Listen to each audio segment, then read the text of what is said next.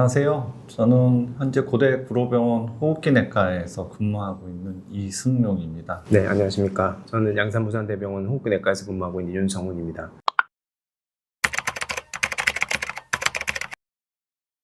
폐암을 조기에 발견하려고 과거부터 많은 검사 연구들이 시도됐었는데요. 과거에 한 60년대부터 흉부 엑스레이라든지 객당 검사를 통해서 조기에 발견해서 조기에 치료해서 그 사람들이 정말 생명이 연장되는지를 확인해 봤는데 임상적으로 입증한 게 없었습니다. 그러다가 이제 최근에는 저설량 흉부 CT라는 게 이제 미국에서 처음 이제 연구가 진행이 됐고요. 대상이 됐던 환자가 만으로 54세에서 75세 그 사이의 환자들 중에서 흡연력이 좀 많은 사람들, 하루에 한 갑씩 30년 이상을 피거나 아니면 하루에 두 갑씩 15년 이상을 피웠던 대상자들을 저설량 흉부 CT를 찍었더니만 폐암으로 인한 사망이 한 20% 정도 감소했다라는 결과를 근거로 해서 흡연력이 30감년 이상 되는 환자들을 대상으로 2년에 한 번씩 암 검진에서 저설량 흉부 CT 촬영할 수 있게끔 되어 있습니다. 저설량 흉부 CT가 폐암 고위험군에 있어서는 폐암을 발견하는 데 많이 도움을 되는 것 같습니다.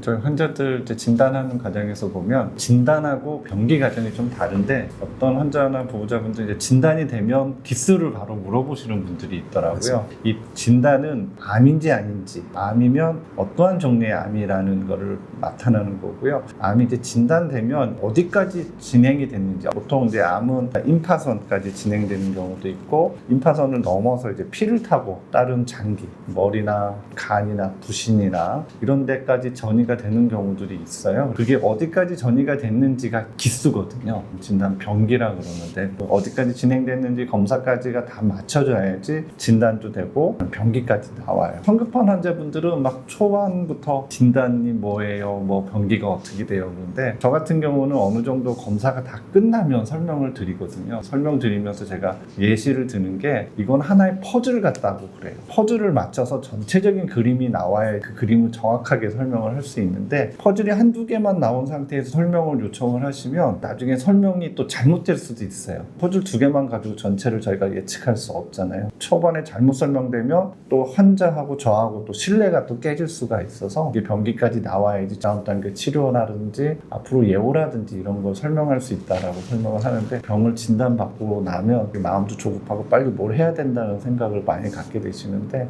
그런 검사 과정이 다 끝나야지 거기에 맞춰서 적합한 치료를 할 수 있기 때문에 조금 시간을 갖고 좀 기다려 주시는 게 필요할 것 같습니다. 그 CT에서 보이는 크기를 가지고 병기를 모르는 이유가 크기가 작아도 전이를 하는 경우도 많고요. 크기가 정말 큰데 전이가 없는 경우도 있거든요. 그런 경우는 사실 수술적인 치료도 가능하기 때문에 크기만 가지고 병기를 결정하는 게 어려워서 CT는 저희가 크기를 보고 설명을 드리기 때문에 정확한 병기 설정이 필요한 것 같고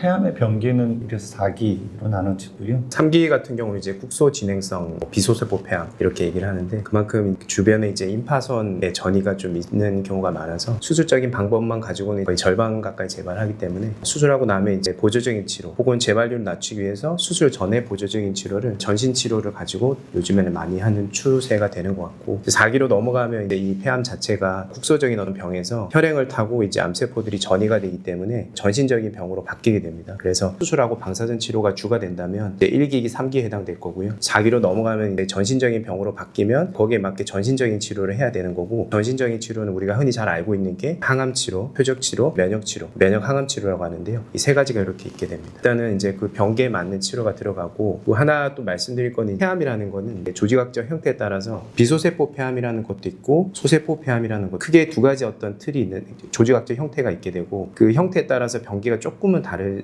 됩니다. 보통 2기, 3기는 좀 치료 방법이 되게 각 병원마다도 다르고요. 환자의 상황에 따라서도 많이 다르기 때문에 최근에 다학제 진료라는 걸 많이 합니다. 어떤 폐암을 진단하고 치료하는 과정에 있어서 담당 교수 혼자만 하는 것이 아니라 관련된 분과 전문의 선생님들이 같이 모여서 저희가 회의를 하거든요. 보통 그 회의에 오시는 분들이 이제 저희 진단과 관련된 호흡기 내과 선생님이라든지 또 영상을 보는 영상의학과 선생님, 일부에 따라서는 이제 병리과 선생님이 어떤 조직의 특이성을 설명해 주기도 하고 수술을 담당하는 흉부외과 선생님 또 방사선 종양학과 선생님들이 다 같이 모여가지고 그 환자의 그런 질병은 뭐고 기수는 어떻게 되고 그에 따른 치료는 뭐가 좋을지 같이 협의해서 치료 과정을 결정하는 게 있는데 그런 다학제 회의가 있는데 본인이 주로 다니시는 병원의 치료 방침에 따라서 치료를 잘 받으시면 됩니다.